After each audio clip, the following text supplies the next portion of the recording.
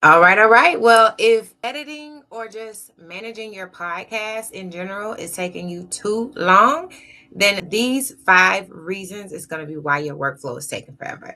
So I'm not going to be here forever. I just want to let you guys know I understand the pain. We've had so many conversations over the last couple of years, and I'm very, very clear that the way one podcaster's mind works is not the way another podcaster's mind works. So, in this video, we are going to talk about why editing and managing your podcast seems to be taking longer than it should be when you should be focusing on the other things that actually matter to you. So, we'll get into the most important mistake that you need to be avoiding in just a moment. But first, we're going to start with mistake number 5. So, I'm going to pull up my notes, y'all, because it's been a long time since I've gone live and I do not want to miss anything. I got about 10 minutes before I go pick up my son from daycare, and we need to make this thing efficient, right? We are all about efficiency. So why else would I not be being very clear about how we're spending our time together? So mistake number 5, you believe doing everything yourself is the only way to do things. Now, what do I mean by this? If we're talking about why your workflow is taking too long, there's so many tools and resources and AI, right, that's available that a lot of people are resistant to use because they haven't opened their mind up to the fact that they don't have to do everything. And so there's a book that I love, and I cannot remember the author right now. I wish I had that in my notes right now, but it's Who Not How. I think it's by, let me not give you the wrong name, but it's Who Not How. You can find it on Amazon. But it literally is just talking about when you have a problem that you need to solve, instead of thinking, how do I get this done? Thinking, who can get this done for me? So many times when it comes to simply creating print on demand things for your podcast, you're thinking, how do I create a design for this, journal or workbook or, free asset? And you're thinking, how do I actually design it? How do I create it? How do I get it shipped to me? And then how do I have a box full of whatever the thing is, a bag or a coffee mug, so that I can actually send it out to my listeners? You don't need to do all of those things. As a matter of fact, you don't have to do any of those things besides host your podcast, tell them that you have a product to sell, and sell it. So if you ask yourself, who can get these things done for me, you'll realize you can reach out to somebody on Fiverr to design your product. You can actually get print on demand products created for your podcast so that every time one of your listeners wants to buy something, they can literally just click a button and get it, and it's fulfilled by someone else. There's so many other resources, but the problem is that you're thinking about, how do I do it myself? And that automatically is going to put you in a situation where you're doing everything yourself. And so if you want to speed up your workflow, managing your podcast, managing your editing, then the first thing you need to think about is, who is the best person to do this? Not me. And that's all I'm going to say about that. The next one, mistake number 4, that you probably aren't really thinking about this as a workflow issue and why it might be taking you so long to do any of this stuff in your podcast, is because you haven't set a major goal for your podcast. So, if you haven't set a primary goal, any workflow that you create in your podcast process is going to be all over the place. Therefore, there's no workflow in general. So, if you're editing, what is the goal that what's the story that we want to communicate? That means if the conversation goes for 60 minutes and I'm editing a podcast, what are the key points that make the most sense to keep and what needs to go? Even if a part of the conversation feels good or it gave you energy, but it doesn't hit the mark, cut that sucker and go on about your business. Too many times did I keep an episode 2 hours or even 2 hours and 20 minutes, or cut an episode into like part 1 or part 2 because I just loved the conversation when most of it didn't hit the most important parts. I could have, and you can too, keep the really good juicy parts for your inner circle and just promote the parts of the podcast that actually hit your primary goal for your podcast. So I'm going to ask you, what's the purpose of your podcast? What's that primary goal? Is it monetization? Is it views? Is it for you to get clients? Then all of those 3 goals have 3 specific content um, criteria, if you will, that you need to narrow down when you're editing or managing anything in your podcast. Without that primary goal, all of your workflows fall by the wayside. None of them can stay consistent or streamlined because you're doing too much to do too many things when your podcast should really serve one main goal. So if that one resonates with you, I need you to drop it in the comments real quick. What's your primary goal of your podcast? You might have started your podcast just to have really good conversations, but you realize now, and we're in 2026, there's a bigger reason why you want your podcast. So drop it in the comments so I know that this is you're picking up what I'm putting down and that we're on the same page. All right. So mistake number 3. This one is for all of my folks since 2020. So me personally, I've been doing entrepreneurship since 2018. So the tools that came out when I first started are not the same as when someone started 20 years ago versus when you're starting now. But the mindset still is the same.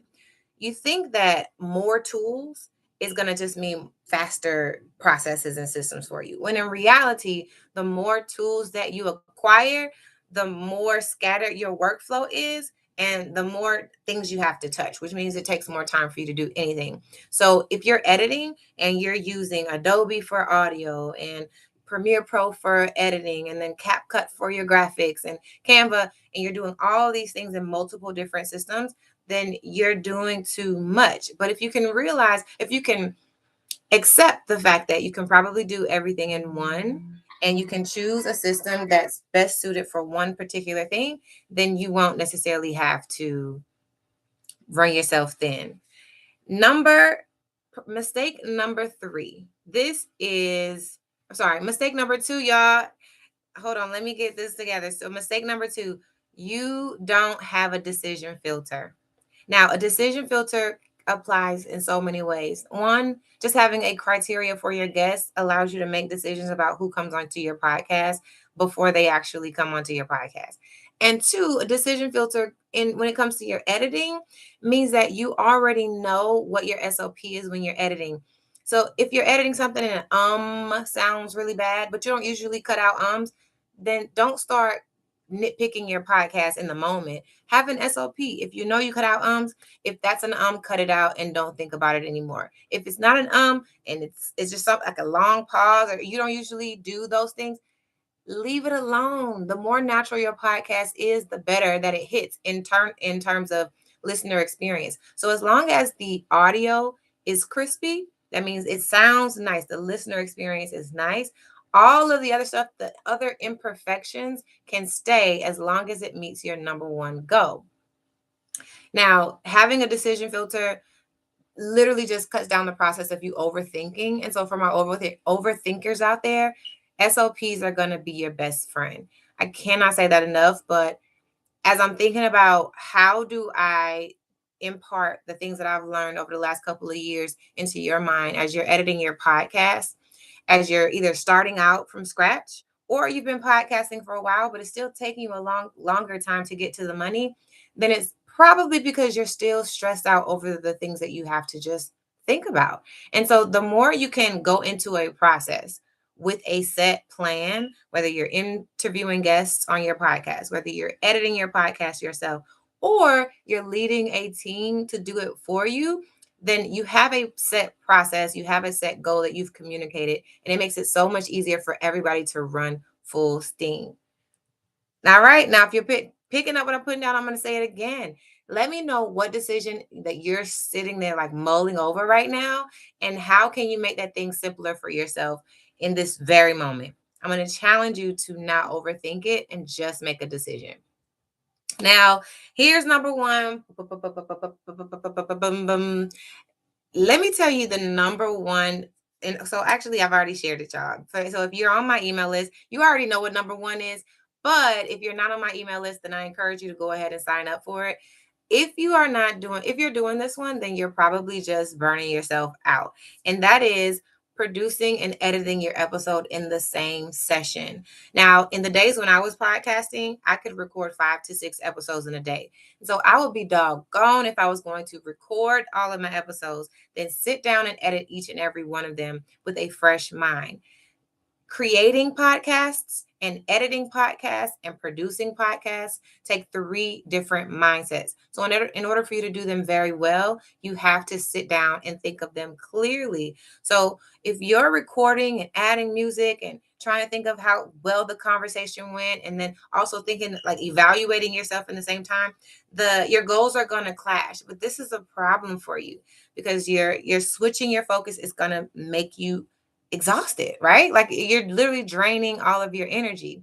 You also can't optimize the time that you have in a day to do any other thing outside of running your podcast.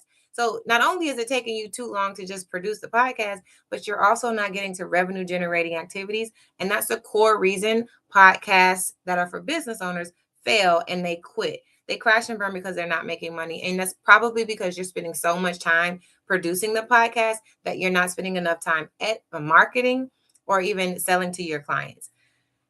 I can't say that one enough, but I promise you, if you are doing any of those 5 mistakes, the first thing that you have to get very clear on is what is the number one goal that I have for my podcast. Once you get very clear on that, it makes it so much easier from mistake number 5 through number 1 to solve themselves. Now, we crash course through this entire list. And if it went by too fast and you want a little bit more, I'm here for a little bit more, y'all. But I also want to make sure that I'm giving you value in a short dose of time. So you don't waste your time listening to a 30-minute to an hour long video just to get a couple nuggets. So if this is something that you know is already taking you too much time, you're doing it all by yourself, or you have a team that's working for you, but you guys are spending like 3 days just to produce one single episode, then you need to book a call with me so that we can actually audit what's going on in your workflow and how can we cut down a couple steps so that you can produce episodes faster and get to the money quicker.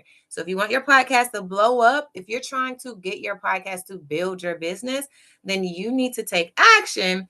Book this strategy call with me and see if actually auditing your podcast is going to get you to more money, more clients, more visibility, all the things. Until next time, y'all, I'm about to go get my son from daycare. They're already calling me on my phone.